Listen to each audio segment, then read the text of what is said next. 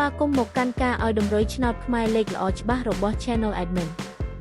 ថ្ងៃនេះ Admin មានលេខល្អៗសម្រាប់ចែកជូនដល់ពុកម៉ែបងប្អូនយកទៅផ្សងសំណាងសម្រាប់ឆ្នោតខ្មែរថ្ងៃទី7 ខែតុលាឆ្នាំ2025មុននឹងឈានដល់ការឲ្យតម្រុយឆ្នោតនាងខ្ញុំសូមចិត្តពុកម៉ែបងប្អូនមេត្តាជួយ Like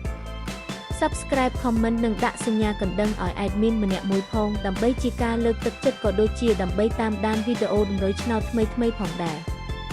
ឥឡូវកុំឲ្យខាតពេលយូរតោះយើងទៅតាមដានតម្រុយឆ្នោតខ្មែរទាំងអស់គ្នាចំពោះឆ្នោតពីរលេខគឺមានលេខ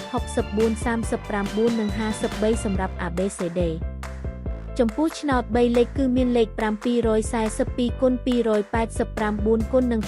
584គុណសម្រាប់លេខអូសខ្ទងគឺមាន30និង50សម្រាប់លេខអូសចាស់ឥឡូវនេះវីដេអូតម្រុយឆ្នោតរបស់ Admin គឺបានដល់ទីបញ្ចប់ហើយនាងខ្ញុំសូមជូនពរពុកម៉ែបងប្អូនដែលបានយកតម្រុយឆ្នោត Admin យកទៅផ្សងសំណាងជូនពរឲ្យហេងៗគ្រប់គ្នាចាក់ត្រូវគ្រប់គ្នាជម្រាបលាជួបគ្នាថ្ងៃស្អែកបន្តទៀត